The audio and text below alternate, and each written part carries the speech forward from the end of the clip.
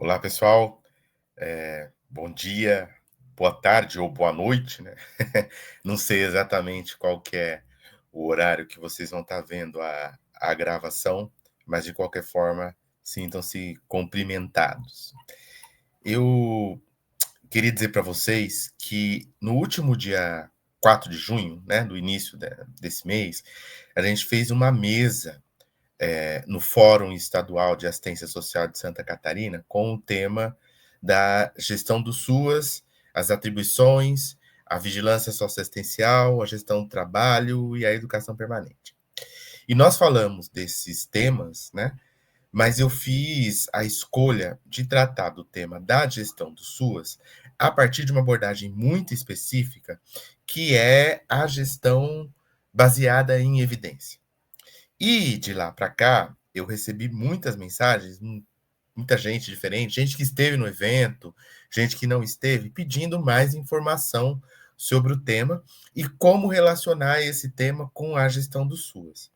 Então, eu resolvi gravar esse vídeo reproduzindo um pouco a fala que a gente fez lá no evento da FECAM em Santa Catarina, para quem não viu ou para quem assistiu e quer ter esse registro, né? Para que as pessoas possam ter acesso a essa informação. Eu não vou aprofundar no tema, porque senão ficaria um vídeo longo, na verdade ele vai ficar até um pouco longo, mas esse tema ele tem muitos detalhes, muitas informações, né? O que eu vou fazer aqui vai ser só lançar uma base para quem depois quiser se aprofundar no tema com mais calma, tá bom? Bom, a questão é que a temática, né, da gestão, ela é uma temática da maior importância para o campo da gestão, né, em específico, principalmente porque toda e qualquer disputa ou todo e qualquer conflito na nossa sociedade que diz respeito à aquisição de direitos, né, ou conflitos que acabam de uma forma ou de outra determinando qual é o tamanho da nossa democracia ou não, justamente porque a questão dos direitos ela acaba dando a forma para isso, né, para como o tamanho, qual o tamanho que a gente quer de democracia, que tem a ver com quanto que a gente quer de direitos, também passa pelas formas de gestão, não é? Então é fundamental a gente tratar desse tema nessa perspectiva. Então, no nosso caso, né, só o tema da gestão, né, e o tema da gestão do SUAS, como eu disse, eles dariam para a gente falar muito, muito, muito aqui. Mas eu vou tentar levantar alguns pontos para provocar um debate e algumas reflexões e alguns desafios que estão colocados na gestão da política pública hoje. E depois a gente vai tentar destacar aí como é que o SUAS participa disso, tá certo? Então, essa fala que eu vou fazer aqui, mas que também eu fiz lá no evento, a gente dividiu ela em 4 momentos, né? Então, primeiro, eu vou falar da gestão pública, né? E aí eu quero trazer essa novidade da gestão baseada em evidências, eu vou começar falando disso. Depois eu vou emendar esse debate da gestão baseada em evidências para discutir se é possível esse modelo ao SUAS, né? Já juntando com o debate da vigilância socioassistencial, que no caso do SUAS, a vigilância socioassistencial é exatamente o que vai dar sustentação para esse tipo de gestão, né? Que é a produção das informações. É fundamental. Depois eu vou tratar da gestão do trabalho e da educação permanente, que foi um tema também solicitado lá no evento, e eu vou tentar finalizar com um rol de desafios que a gente tem pela frente no mundo da gestão do SUAS, nas 3 esferas, mas em especial na esfera municipal, tá certo? Então, esse vai ser um pouco o escopo aqui da nossa conversa. Então, vamos lá. Para começar, eu quero lançar aqui uma pergunta que parece simples, mas que é uma pergunta carregada de muita complexidade, que é o seguinte: o que significa fazer gestão de uma política pública nos dias de hoje? Vamos pensar nisso. Quando a gente fala de gestão de políticas públicas, nós estamos nos referindo a um processo político, técnico, administrativo, que envolve planejamento, que envolve coordenação, que envolve execução, monitoramento, avaliação de ações voltadas à garantia de direitos, né? Lembra do que eu falei no início? Pois é. E esse processo, ele se insere em um contexto que é, ao mesmo tempo, desafiador, dinâmico, marcado por desigualdades históricas, restrições orçamentárias, tensões federativas e principalmente pela necessidade de responder às demandas da população de uma forma mais justa, mais eficiente e mais participativa, caso a gente queira uma sociedade democrática e um SUAS democrático. Então, veja, na contemporaneidade, nos tempos que nós vivemos, fazer gestão de política pública significa lidar com uma multiplicidade de interesses diversos, né?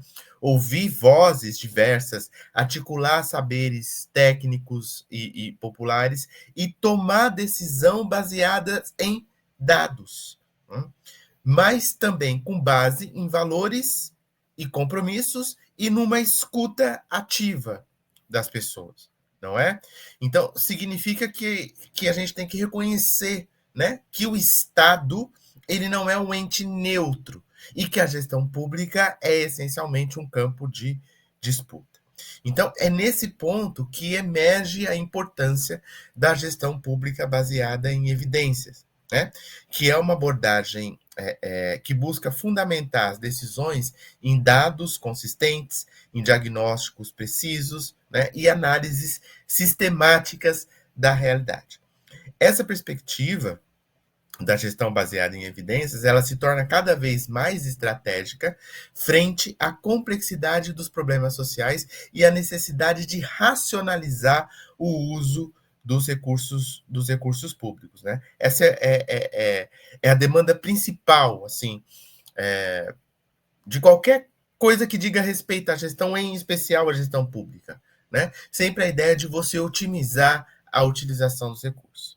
Então, para compreender a gestão baseada em evidências, a gente tem que partir da sua concepção fundamental, né? Qual que é a concepção fundamental delas? É a ideia de que as políticas públicas orientadas por evidências, elas surgem com reação à ideia do improviso, né? Aquela ideia de você improvisar na gestão, também com relação à questão da influência excessiva de interesses partidários, às vezes, ou interesses ideológicos, né? E também a ausência de critérios técnicos na decisão governamental. Então, a gestão baseada em evidência, ela vem um pouco para dar resposta, né, a essas interferências que tornam muitas vezes a política pública nada republicana, às vezes nada transparente, né? E na maioria das vezes ineficaz, não é? Então, é uma abordagem que defende que as políticas públicas elas devem ser desenhadas, implementadas e avaliadas com base em informação qualificada, em estatística pública, em diagnóstico territorial, em avaliação de impacto, em escuta social, e eu vou insistir nisso, né? Em estudos científicos, né? Tudo isso são coisas que são capazes de aumentar a efetividade da ação pública. É essa a ideia principal. Tem alguns autores que estudam a gestão pública e a gestão baseada em evidências, por exemplo, que vão dizer que o processo decisório em políticas públicas sempre foi um campo, como eu disse já anteriormente, de disputa de valor e interesse. Mas ele é um campo que também precisa ser iluminado por evidências que reduzam a incerteza, melhorem a qualidade da ação estatal e, sobretudo, aumente a sua legitimidade, né? Porque uma gestão pública bem feita, ela é mais legítima aos olhos da população, né? Mas veja só um interregno histórico aqui, porque para entender o poder dessa abordagem, a gente precisa voltar um pouco no tempo. Na década de 60, 1960, né, na década de 60 do século XX, no campo da medicina, havia um pesquisador chamado Art Cochrane. Ele questionava o seguinte: como é que a gente pode saber se um tratamento realmente funciona? Né? Ele fazia essa pergunta. E a resposta que ele encontrou foi uma resposta bem simples, né? Mas que revolucionou ali o momento ali que ele pesquisava. Né? A resposta é: nós precisamos de evidências científicas e de dados concretos, não apenas de boas intenções. Então, essa ideia, ela ganha força, né? Ela vai ganhando força, e nos anos 90, ela migra para a administração pública, principalmente no Reino Unido e nos Estados Unidos, né, que começam a adotar uma postura mais crítica na administração pública. Quer dizer, os caras se perguntavam, né, e diziam que antes de investir milhões em um programa social, primeiro a gente vai testar e avaliar para saber se ele realmente gera impacto. Né?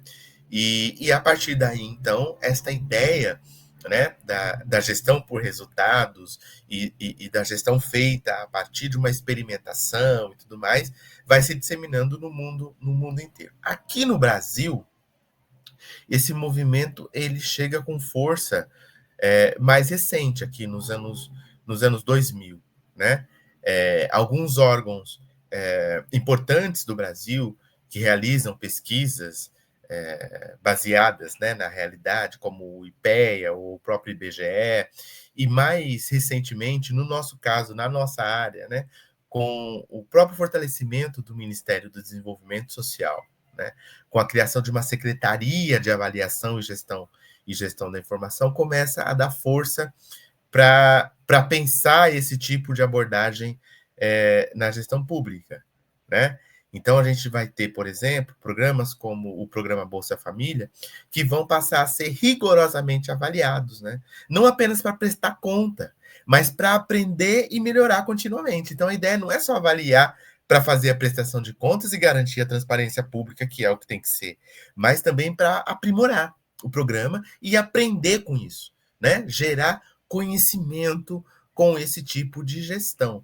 E veja que aqui já tem um pressuposto fundamental para a vigilância socioassistencial, que é o que a gente vai falar mais para frente. Né?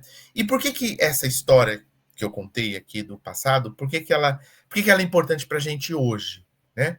Porque ela mostra que a gestão baseada em evidências não é uma teoria criada por alguns autores, por algumas pessoas importantes, e de fato tem uma construção teórica em torno dela, mas ela não é só isso, ela já é uma ferramenta que está moldando as políticas que nós implementamos diariamente, né? No caso da política de assistência social, tá certo? Então, na prática, a gestão baseada em evidências é sobre a gente fazer 3 perguntas bem simples. Que perguntas são essas? A primeira: o que os dados nos dizem? Por exemplo, quais são as famílias atendidas? Quem são as famílias atendidas? Quais são as suas maiores necessidades? Né? Ou seja, o que os dados nos dizem? Segunda pergunta: o que as pesquisas e esses dados mostram? Né? Ou seja, o que funciona e o que não funciona em outros lugares. Então, o que as pesquisas mostram para a gente? E a terceira pergunta é: o que a nossa experiência nos ensina? E isso é fundamental. Por quê? Porque nenhum número substitui o conhecimento de quem está lá no território. Então, veja, nenhum número vai substituir o conhecimento que a gente produz no dia a dia na nossa interação com as famílias, por exemplo. Né? Então, vamos pensar um exemplo concreto. Olha só. O município quer reduzir o trabalho infantil. Dá um exemplo aleatório aqui que me ocorreu agora. Então, a abordagem tradicional talvez fosse lançar uma campanha genérica. Vamos lançar uma campanha contra o trabalho infantil. Né? Mas, com a gestão baseada em evidências, a pergunta muda. A pergunta é: quem são essas crianças, aonde elas estão e o que levou essas crianças a essa situação. Né? Então, muda um pouco a forma de você entrar no assunto. Né? Então, veja, por exemplo, quando a gente cruza, né, ao cruzar os dados do cadastro único com informações da escola ou do sistema de saúde, a gente pode descobrir, por exemplo, que muitas dessas crianças têm pais que perderam emprego durante a pandemia.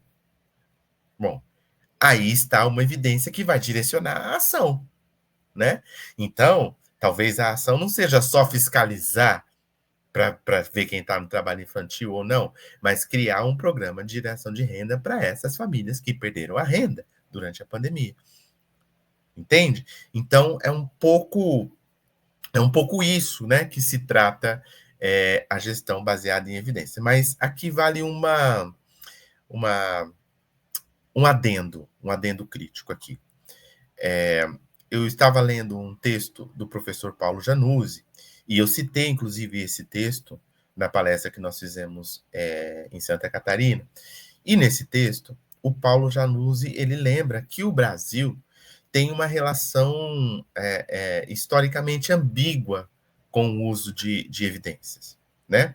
Por quê? Porque, de um lado, a gente tem um dos sistemas estatísticos mais robustos do sul global, do mundo. Né? Do sul global, nós temos um sistema estatístico, um dos mais robustos. A gente tem os censos, a gente tem as PNADs, a gente tem as pesquisas setoriais da saúde, da própria assistência, a gente tem bancos de dados públicos e reconhecidos até internacionalmente. Né? De outro lado, a gente tem uma fragilidade histórica na cultura do planejamento e da gestão informada por dados. Não é? Então, os diagnósticos, eles muitas vezes são ignorados, os sistemas de informação são subutilizados e as decisões são tomadas com base, às vezes, em conjuntura política e não em critério técnico, e não com critério técnico. Entende o que eu estou querendo dizer? Então, essa fragilidade, ela é uma fragilidade que vem sendo enfrentada, né? No próprio texto do professor Paulo Januzzi, ele fala isso, essa fragilidade, ela vem sendo enfrentada, mas ela ainda persiste, né? Porque, como eu disse, no Brasil, isso ainda é muito novo, né? Isso, a gestão baseada em evidências, no Brasil, ela para nós, ela é decorrente de um movimento, né, de um movimento que foi muito forte nos anos 90, nos anos 2000, que foi o movimento da gestão por resultados, né, que foi um movimento importado daqueles modelos da New Public Management, que trouxe um impulso inicial, né, para a gente pensar isso, principalmente pela mão de alguns organismos internacionais, de alguns organismos multilaterais, como o BID, etc. Né? Mas o professor Paulo Januzzi, ele também nos adverte, né, ele fala no texto que esse processo, né, no Brasil, ele se deu muitas vezes de uma forma tecnocrática, né, de uma forma tecnocrática, com uma ênfase exagerada em avaliação quantitativa e um foco em números que legitimam, ou seja, a realidade precisa ser legitimada por números, porque se a realidade não for legitimada por números, né, a gente não daria o caráter técnico, vamos dizer assim, para a gestão. Né? E durante muito tempo se usou isso de maneira tecnocrática, deixando de lado abordagens qualitativas, né? Às vezes abordagens participativas, dialógicas, né? Com base na produção desse conhecimento que é feito no dia a dia. Então, o professor Paulo Januzzi, ele chama atenção para isso no texto dele. E é justamente nesse ponto que a experiência do SUAS se torna um caso exemplar e desafiador também, né? Para a gestão baseada em evidências. Por quê? Porque o SUAS nasceu com um compromisso com a equidade, com o território e com a universalização do acesso. Não é? O SUAS, ele estrutura serviços, programas, projetos, benefícios com base numa lógica federativa, intersetorial e centrada nos usuários. Então, para que essa lógica funcione, é fundamental, é indispensável conhecer os territórios, mapear os riscos e as vulnerabilidades, identificar os vazios protetivos e planejar com base em dados e na escuta dos sujeitos. Tá? Então, a gente não precisa ir muito longe para ver a gestão baseada em evidências em ação. Todas as ações do SUAS, por exemplo, voltadas para a primeira infância, né? Vou dar um exemplo aqui, elas não nasceram de uma ideia aleatória, né? Tudo isso foi construído com base em evidências científicas robustas que mostraram que os primeiros anos de vida são cruciais para o desenvolvimento humano. Então, essa foi uma evidência que sustenta, por exemplo, as ações do SUAS voltadas para a primeira infância, não é? Tem uma experiência que a gente teve a oportunidade de conhecer no Ceará, por exemplo, em Fortaleza, né? Fizeram lá uma análise dos dados e revelou que famílias atendidas pelo PAIF tiveram 30% menos encaminhamentos para abrigos. Olha que interessante. E aí, o que acontece? Esse número não é só uma estatística, né? É a prova concreta que ajudou a prefeitura a ampliar o programa. Então, é disso que nós estamos falando, né? E esses casos, eles nos levam a uma reflexão poderosa, né? Veja, quando um gestor do SUAS, ele usa os dados para justificar e ampliar a ação de um CRAS, por exemplo, né? Ou quando um técnico mostra que o seu projeto reduziu a violência doméstica numa determinada comunidade, eles não estão apenas prestando conta, eles estão fortalecendo a própria legitimidade da política de assistência social e do sistema único, né, do SUAS. Então, a gestão baseada em evidência, no contexto da assistência social, ela exige mais que dados, né? Ela exige formação crítica, ela exige capacidade analítica, ela exige investimento em sistemas e pessoal, né? Investimento nos sistemas e em pessoal, recursos humanos, é disso que eu estou falando, né? E principalmente a valorização da escuta dos usuários e da leitura territorial contextualizada, né? Veja que eu repeti de novo, estou falando de novo da questão da escuta dos usuários. Isso eu estou enfatizando justamente para a gente não cair naquela armadilha da tecnocracia e pensar que nós estamos falando só de dados estatísticos, né? Como lembra o professor Januzzi, no texto dele, ele também fala uma outra coisa muito interessante no texto dele. Ele fala que os dados não são neutros.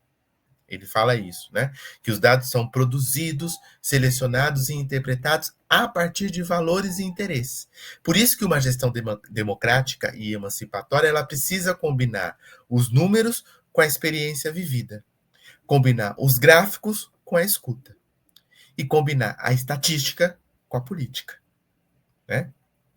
Ou seja, em resumo, para que a gestão do SUAS seja de fato orientada por evidências, é preciso fortalecer a vigilância socioassistencial, articular os sistemas de informação com os espaços de decisão, não é? Investir na formação permanente dos trabalhadores e, sobretudo, garantir que os dados sirvam para promover justiça social e não apenas para cumprir exigência burocrática. Não é? Por isso que, na hora de elaborar o plano, por exemplo, né, a gente vai ter que se afastar daquele jeitinho brasileiro que isso costuma dar, que é fazer um recorte e cola do plano anterior, né? Muitas vezes isso acontece. Quando a gente leva o plano para ser aprovado pelo conselho, ele é apenas um plano que foi feito, copiado do plano anterior e com os dados atualizados do momento presente. Mas não tem nenhum trabalho de ida ao território, nenhum trabalho de escuta dos usuários, nenhum trabalho de avaliação do movimento e da dinâmica do que aconteceu naquele território, né? Então, veja, quando o professor Januzzi diz que os dados devem servir para promover justiça social e não só para cumprir a exigência burocrática, é disso que ele está falando e eu também aqui nessa conversa com vocês. Tá? Bom, muitos, ao ouvir eu estar falando isso, provavelmente muitas pessoas também lá no evento devem ter pensado isso, falar, olha, Isso aí parece bonito, né? Na teoria, parece ideal. Mas na realidade, a gente enfrenta falta de recurso, a gente tem equipe sobrecarregada, os sistemas que não conversam entre si, um monte de coisa. Né? E é verdade. E é verdade. Quem está pensando isso tem toda a razão. Né? Esses problemas eles são reais. A boa notícia é que a gente pode começar de maneira mais simples. Né? A gente não precisa ir direto para sistemas mais sofisticados e metodologias mais sofisticadas. A gente pode começar de uma maneira mais simples. A gente não precisa de sistemas muito complexos ou de equipes muito grandes para fazer análise de dados e propor as formas de ação. A gente pode começar com algumas perguntinhas básicas. Algumas perguntinhas básicas. Por exemplo, que histórias os dados do meu CRAS contam? Que histórias são essas? Que histórias de vida são essas? Né? Das famílias, nos seus núcleos, dos indivíduos, né? Separadamente, dos indivíduos individualmente. Estou sendo redundante, mas é isso mesmo, dos indivíduos individualmente, ou das famílias em grupo. Que história os dados que estão lá disponíveis nos CRAs contam para a gente? O que eu posso aprender com a experiência do meu município vizinho, por exemplo? Né? O que eu posso aprender com a experiência do meu município vizinho? Principalmente se o seu município for um município de pequeno porte. Né? Então é importante dialogar com quem está ao redor da gente ali. Né? E como que eu posso, uma outra pergunta, como que eu posso medir, mesmo que de forma simples, o impacto do meu trabalho? Então, essas perguntinhas, elas são interessantes, mas elas são fundamentais da gente fazer, né? E quando a gente se depara com algumas resistências, né? Porque sempre vai ter aqueles que vão dizer, sempre foi assim, a gente sempre fez assim e deu certo, não vamos mudar, né? Quando a gente se deparar com alguém acometido da síndrome de Gabriela, né? Eu nasci assim, eu cresci assim, eu vou sempre assim. Quando a gente encontrar com essas resistências, né? Eu gosto sempre de lembrar de umas palavras de um texto que eu li de um cara chamado Donald Campbell, que é um dos caras estudados na questão da avaliação de política pública. Que o Donald Campbell dizia assim, que avaliar não é burocracia, é ética. E a nossa obrigação, né, é nossa obrigação saber se a gente realmente está contribuindo para o processo. Né? Então, a gente vai encontrar muitas resistências, né, para tentar mudar esse processo ou uma cultura que já esteja estabelecida e consolidada ali no nosso local de trabalho. Mas é importante a gente entender que nós não estamos falando aqui de burocracia, por incrível que pareça, né? Nós não estamos falando de burocracia, nós estamos falando de ética. Né? E se nós estamos falando de ética, é nossa obrigação saber se a gente está contribuindo, né, para alguma coisa.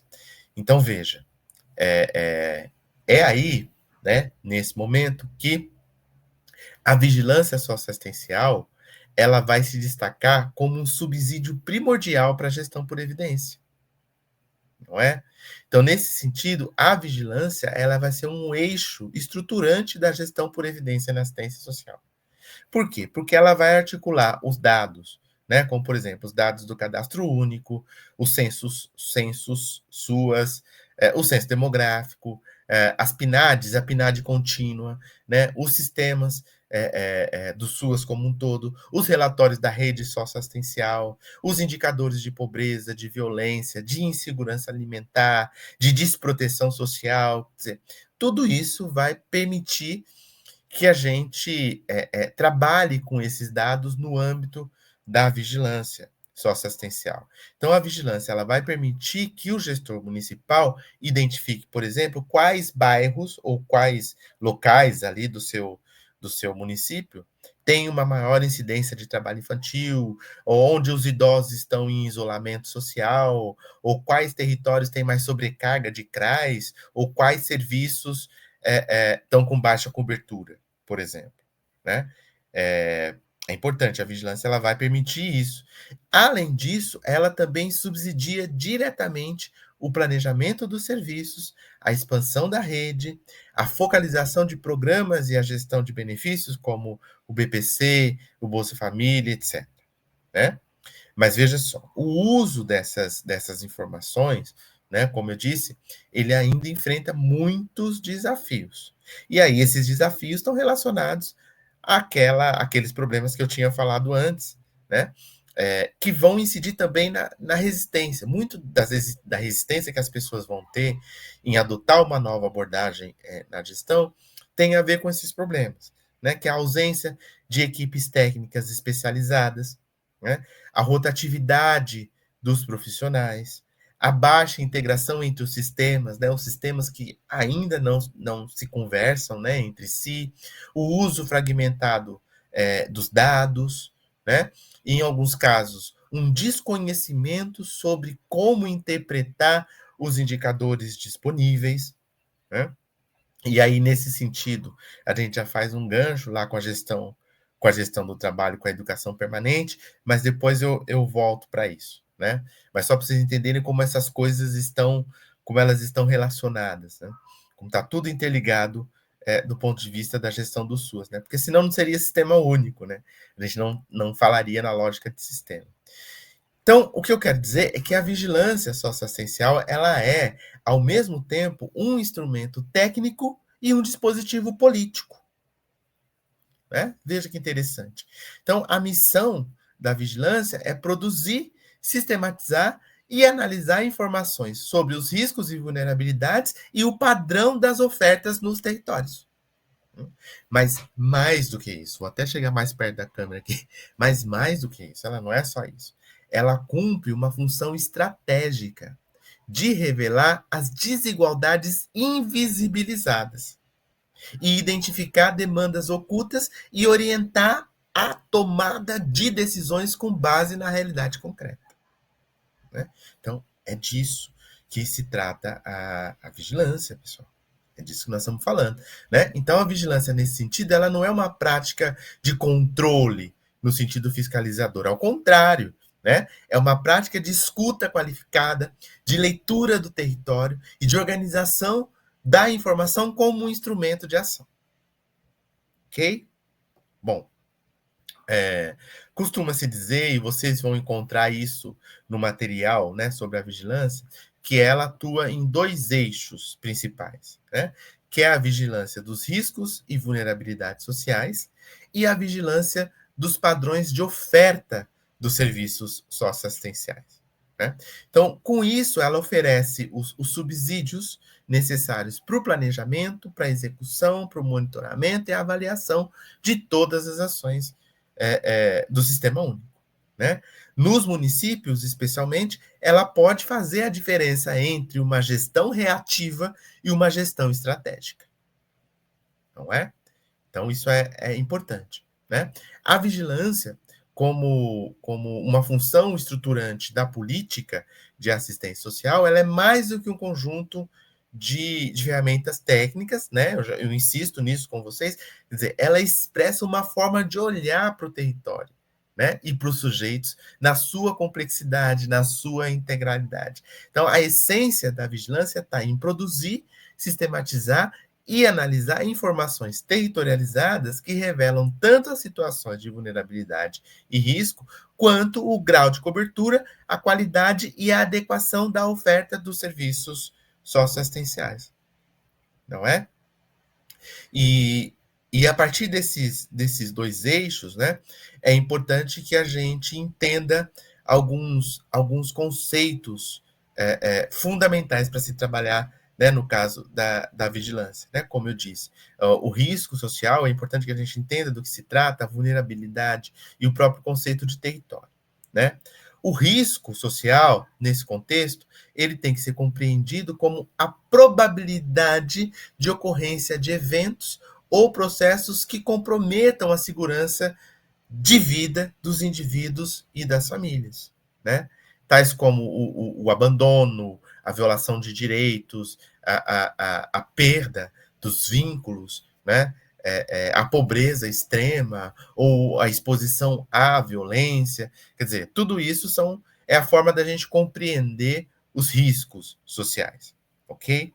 Já a vulnerabilidade social, né, ela não é uma condição do sujeito isolado, mas ela é uma expressão da desproteção gerada por processos históricos de desigualdade, de discriminação, de segregação, de ausência de política pública, de ausência do Estado, né? Então, a vulnerabilidade ela resulta da proteção desigual, né, que vai exigir do Estado não respostas iguais, mas respostas equânimes. E aí a gente fala de equidade e não de igualdade, necessariamente, porque tem uma diferença essencial aí nesse contexto, tá certo? Bom, já o território, né? O território ele não deve ser entendido apenas como uma delimitação geográfica ou administrativa, né? O território ele também é um espaço de sociabilidade, de circulação, de conflito, de construção de rede, de apoio, de proteção, né?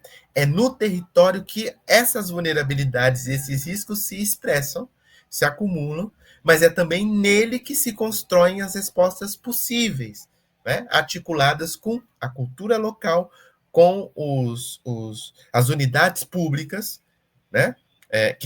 Que vão estar presentes ali, né? E com as capacidades comunitárias, não é? Então, para colocar esses conceitos em prática, a vigilância ela se estrutura em alguns eixos, dos quais eu vou destacar 6 componentes fundamentais que se articulam na dinâmica da gestão. O primeiro é o diagnóstico socioterritorial. É o ponto de partida, né? Se trata da construção de uma leitura crítica e contextualizada do território com base em dados quantitativos e qualitativos. Então, o diagnóstico ele identifica onde estão os maiores riscos e as vulnerabilidades e quais são os vazios protetivos e quais os recursos disponíveis para se atuar ali naquele território. Tudo bem? O segundo são os indicadores, né? Os indicadores são construções numéricas que permitem medir e monitorar aspectos centrais da realidade social, como a taxa de pobreza, ou de extrema pobreza, o número de famílias com criança em situação de trabalho infantil, pessoas com deficiência sem acesso aos serviços, né? E mais um monte de outros aspectos aí que a gente pode relacionar, né?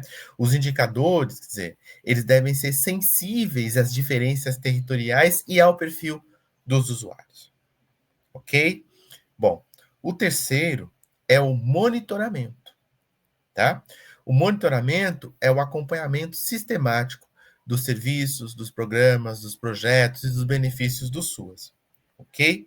O monitoramento ele vai verificar se a política está sendo executada conforme o que foi planejado, se está chegando ao público-alvo, né? E se há desvios ou lacunas a serem corrigidas no processo, ok?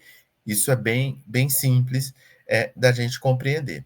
O quarto item é a avaliação, ok?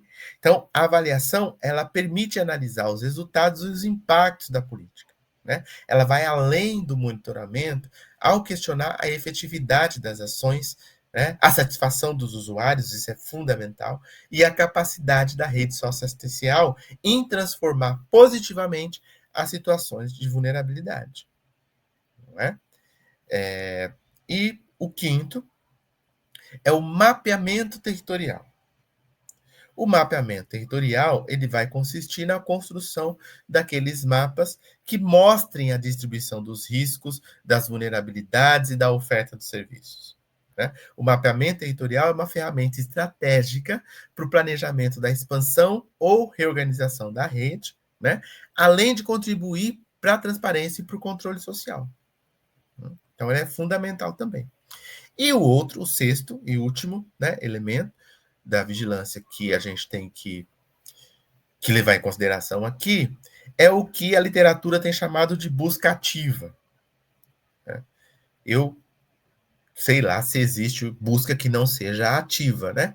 Mas é o nome que está dado aí, então vamos usar esse nome por falta de um melhor, né? Mas a busca ativa, o que é a busca ativa? É o esforço proativo para identificar os indivíduos e as famílias em situação de risco que não acessam os serviços ou estão excluídos das políticas públicas. Então, a busca ativa ela tem que articular a vigilância, a escuta e a ação intersetorial para fortalecer o caráter protetivo e preventivo da assistência social. Ok? Então, veja, esses 6 elementos, né, ou esses 6 componentes articulados, eles permitem a gente construir uma visão sistêmica da realidade social, conectando dados e vivências, indicadores e territórios, escuta e ação. Tá certo? Então, a vigilância, ela precisa gerar produtos e efeitos para a gestão, influenciando diretamente o planejamento, a operação de serviços e a tomada de decisão nos CRAS, nos CREAS e no órgão gestor também, evidentemente. Né? E para isso, né, a gente pode fazer, por exemplo, a gente pode lançar mão de mapas, de gráficos, de outros elementos, né, ilustrativos que vão servir como subsídio para o planejamento. Né? O uso de mapas de vulnerabilidade social, por exemplo, ele é essencial para traduzir os dados em informação visual acessível. Né? Então, a gente tem algumas ferramentas como o Índice de Desenvolvimento de Vulnerabilidade, o IDV, né? Ou o Mapa da Exclusão Social, né? Disponibilizado pela SAGICAD do MDS, vão permitir a gente identificar, por exemplo, por bairro ou por distrito, onde se concentram as mais graves situações de desproteção social. Né? Então, isso é importante. Além disso, os gestores, né, eles podem construir os gráficos que comparem a demanda estimada, né, por exemplo, família em situação de pobreza ou extrema pobreza, com a oferta de serviços, como o número de CRAs, de CREAs ou de acolhimentos institucionais. Isso vai permitir a gente dimensionar os déficits, eu sempre engasgo nessa palavra, os déficits, os déficits de cobertura, né? Ou, se preferirem, né, como a gente tem dito, usado mais recorrentemente, né, os vazios protetivos. Vai permitir a gente identificar, dimensionar, né, o déficit de cobertura e definir prioridade de expansão da rede, né, para quando a gente for organizar a rede socioassistencial no território, no município, esses dados eles vão ser fundamentais para a gente pensar, né? Bom, dito tudo isso, um outro elemento fundamental da gestão do SUAS, né, que estava no título da mesa que a gente fez lá no evento da FECAM, é a questão da gestão do trabalho e da educação permanente, que a gente considera como uma base de sustentação da política também, né, além da vigilância. Porque, veja, se a vigilância ela nos ajuda a enxergar melhor, a gestão do trabalho e a educação permanente são os elementos que permitem que o SUAS funcione de forma ética, comprometida e qualificada. Porque aí a gente está falando dos recursos humanos do SUAS, não é? Então, a gestão do trabalho, ela vai envolver o planejamento da força de trabalho, né? A definição dos perfis profissionais, a estruturação das equipes de referência, a valorização profissional e, principalmente, a defesa dos vínculos estáveis e condições dignas de trabalho. Né? É impossível, gente, é impossível pensar uma política de proteção social consistente sem trabalhadores comprometidos, bem formados e com respaldo institucional. Né? É muito difícil pensar a qualidade da política sem isso, não é? Então, a gestão do trabalho ela vai ser fundamental para isso. Já a educação permanente, ela não pode ser confundida com capacitação pontual. Né? Nós estamos falando aqui de um processo contínuo de aprendizagem crítica que articula teoria e prática, né? E que parte da vivência cotidiana dos trabalhadores. Então, a educação permanente ela está diretamente relacionada ao fortalecimento da identidade profissional e à capacidade de análise das situações concretas de vulnerabilidade. Né? Então, nesse sentido, algumas experiências, né, ao longo da história do SUAS, que independente do momento histórico, se essas experiências foram mais fortalecidas ou menos fortalecidas, elas foram e são fundamentais. Né? É, a rede nacional, né, de educação permanente, com seus altos e baixos, né, é algo que precisa ser pensado, repensado, construído e reconstruído permanentemente, com o programa Capacita SUAS, né, que, enfim, teve aí também seus altos e baixos, tem uma história, né, o Capacita SUAS tem uma história que não é uma história linear, né, de implementação, mas, de alguma forma, a gente precisa lutar para que seja, né, linear, não no sentido do engessamento do programa, mas linear no sentido da sua perenidade, da sua continuidade, que ele possa começar e seguir, né, evoluindo, né, sempre. Né? A Política Nacional de Educação Permanente, do SUAS, quer dizer, tudo isso são mecanismos fundamentais, mas ainda muito pouco valorizados, muito pouco conhecidos, às vezes, subfinanciados. Né? Então, são ações que a gente precisa pensar sobre isso, porque ao refletir sobre o fortalecimento do SUAS, a gente não pode ignorar que a estrutura da política ela está sustentada por quem faz a política acontecer diariamente, que são os trabalhadores e as trabalhadoras do SUAS. Não é? Então, garantir uma política pública efetiva não é apenas uma questão de financiamento ou de normatização, de regulação, mas passa diretamente pela valorização profissional, né, e pelo investimento em processos formativos contínuos e significativos. Tá certo? Então, a gestão do trabalho no SUAS, tal como ela foi concebida pela NOB RH SUAS, lá de 2006, né? Na política de educação, na política nacional de educação permanente, né, de 2013, né, elas vão apontar, esses documentos, essas normativas vão apontar que a gestão do trabalho no Sul, ela se estrutura a partir de alguns eixos, que são fundamentais da gente retomar, como, por exemplo, o planejamento e a organização das ações de valorização profissional, né? E aí elas podem ser as mais diversas, né?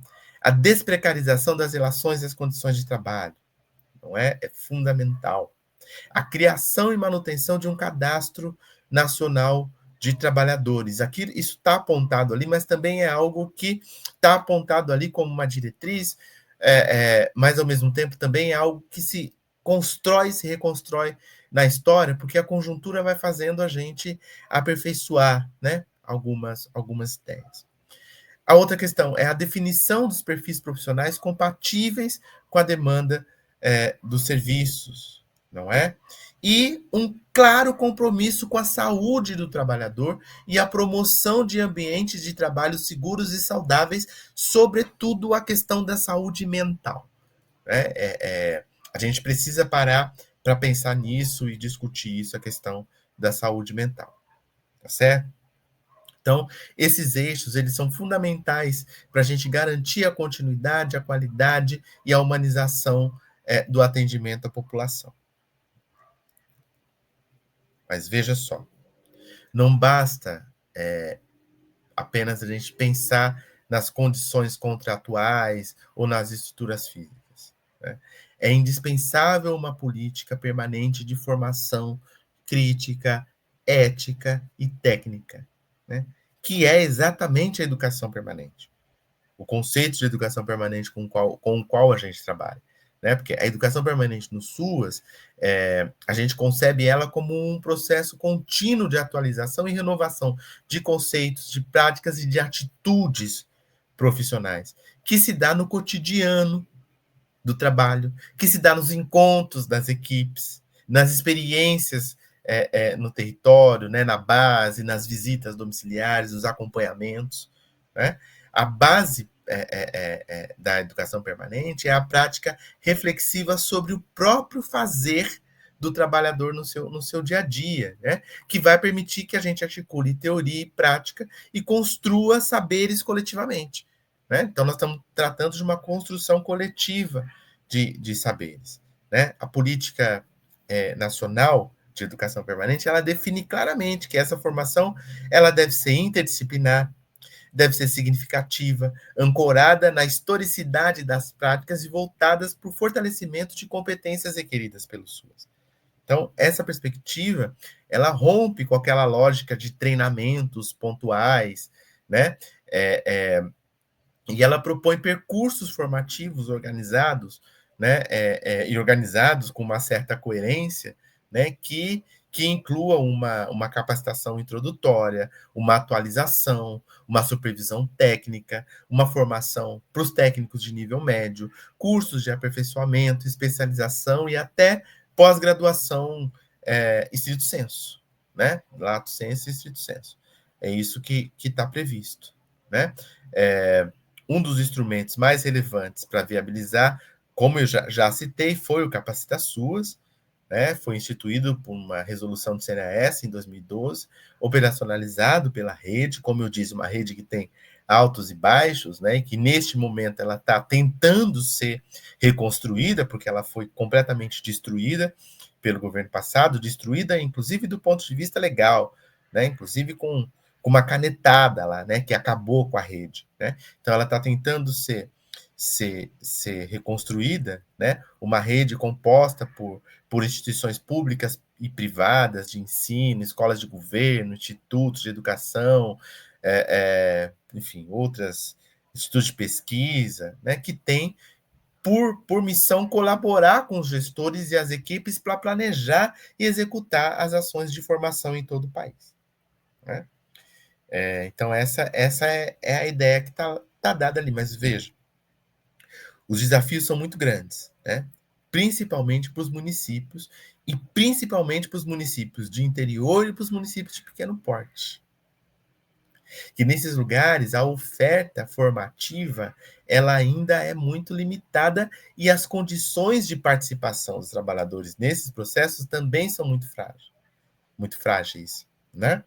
Muitas vezes você tem uma dificuldade de liberação dos servidores, você tem você não tem acesso à internet em muitos lugares, né? Não tem acesso à internet, os recursos logísticos, né, são escassos, às vezes os polos de formação são em lugares distantes, não é? Então, a gente tem todas essas dificuldades. Para vocês terem uma ideia, no Censo SUAS de 2023, né, que é a última versão que a gente tem disponível, né, o Censo SUAS ele mostrava que cerca de 59% dos trabalhadores da proteção básica estão vinculados por contratos temporários ou vínculos precários.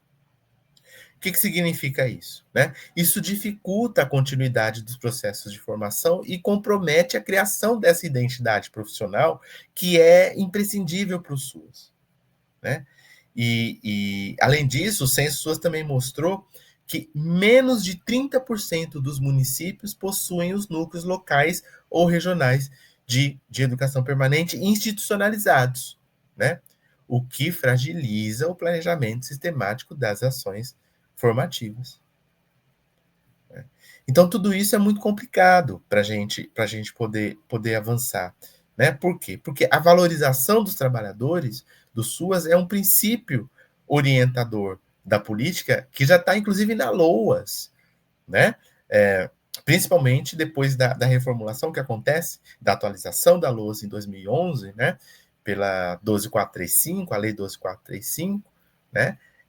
Que coloca lá a valorização dos trabalhadores, né? E a valorização dos trabalhadores ela também está presente de forma transversal em toda a política nacional da assistência social de 2004. Né?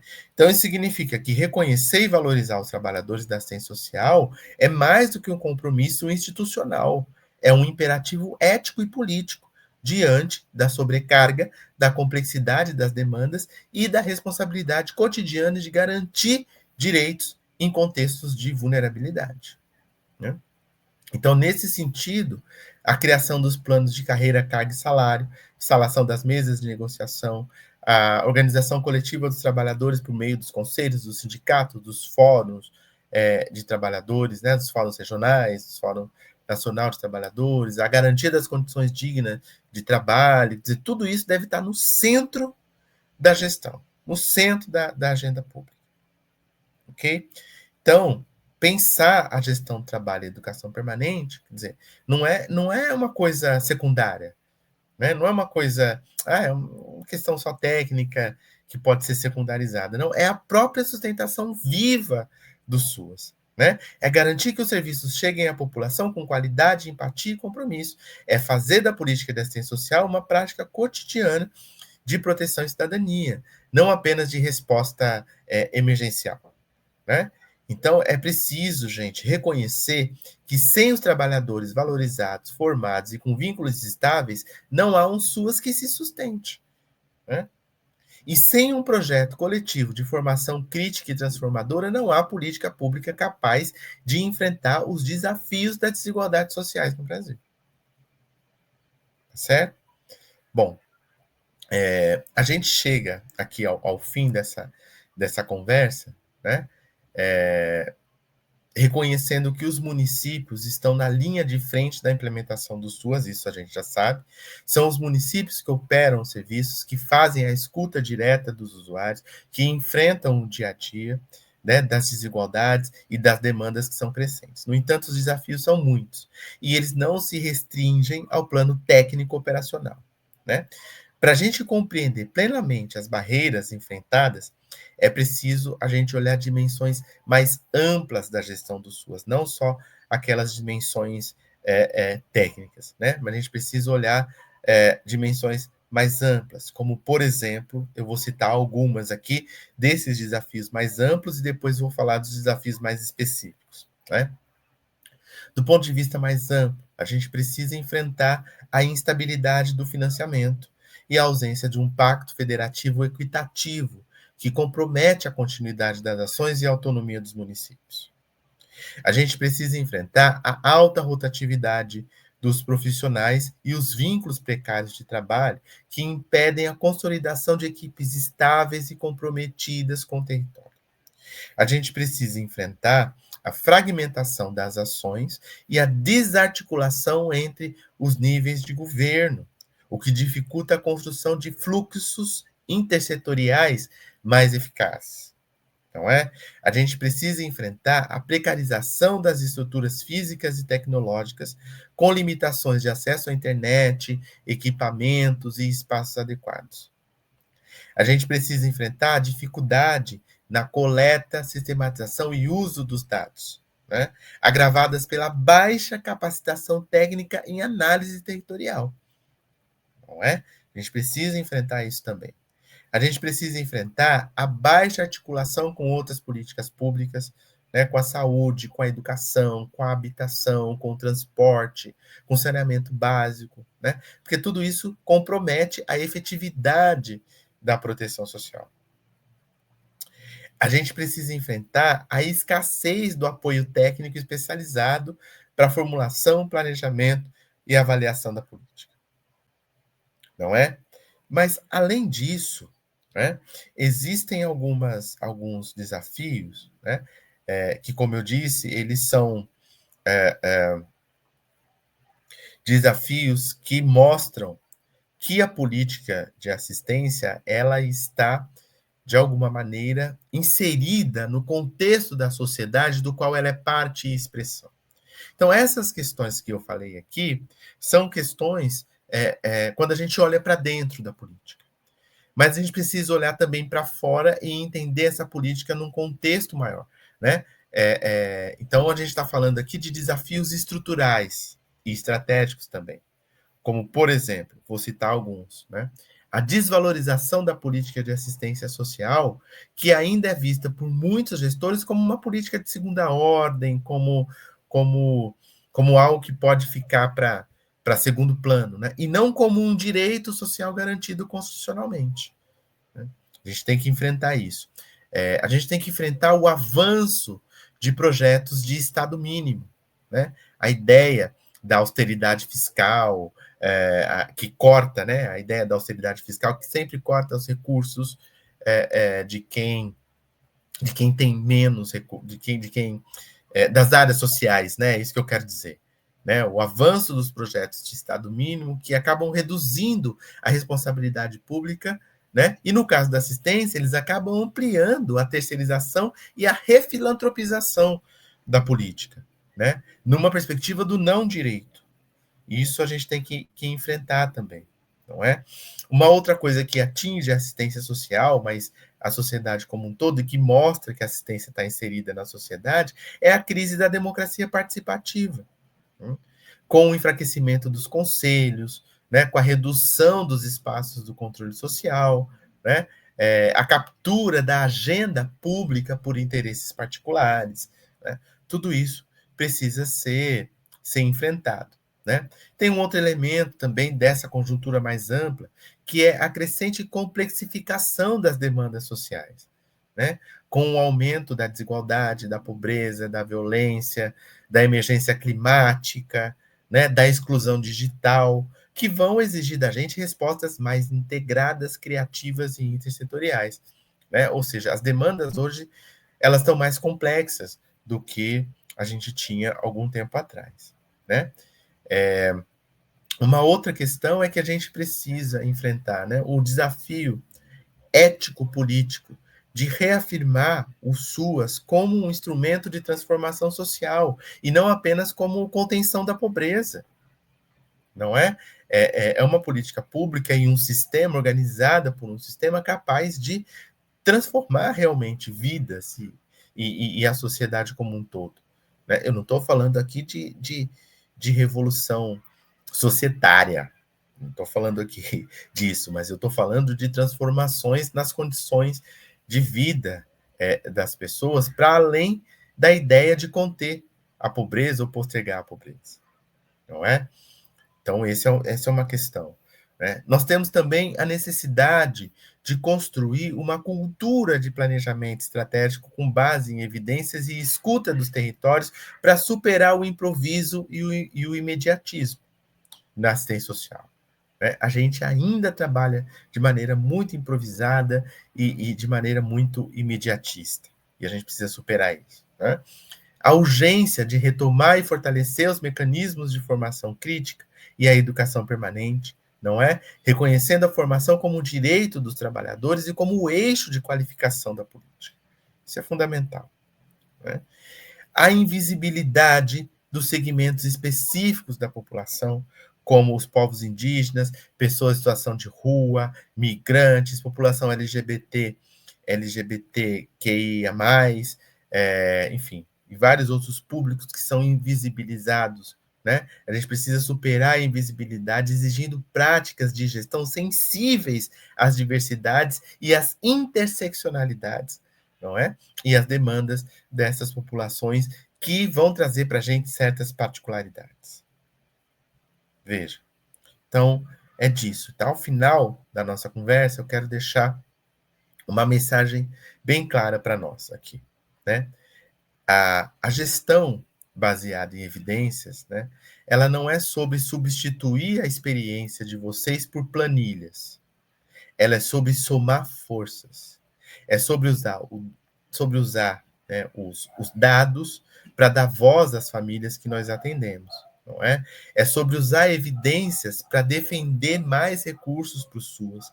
É sobre transformar histórias individuais, né, em argumentos irrefutáveis para a construção de políticas públicas mais justas, né?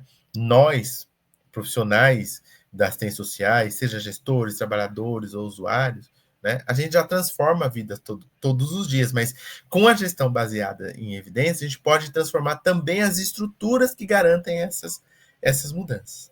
Então, frente a esse cenário, é fundamental reafirmar o papel do SUAS como política de Estado, né? E lutar para que a gestão local não seja apenas uma execução técnica, mas um exercício permanente de articulação, de escuta, cuidado e defesa dos direitos sociais.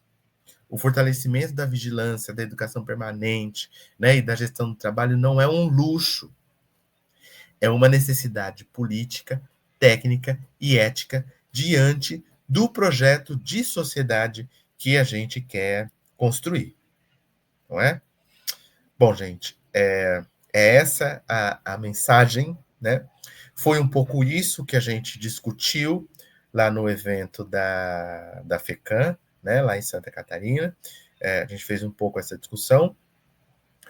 E claro que a discussão foi muito enriquecida com a fala de outras pessoas, de outros palestrantes, né? Mas a ideia é propiciar aqui, deixar o registro, né, da conversa que a gente fez lá e talvez esclarecer um pouco mais sobre algumas abordagens do ponto de vista da gestão que nós fizemos e temos feito.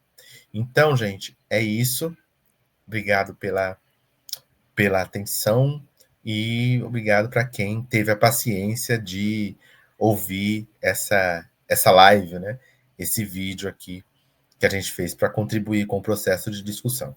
Gente, um grande abraço para vocês e bom trabalho aí na nossa luta cotidiana por um SUAS qualificado e por um país melhor para todos nós. Um grande abraço, pessoal.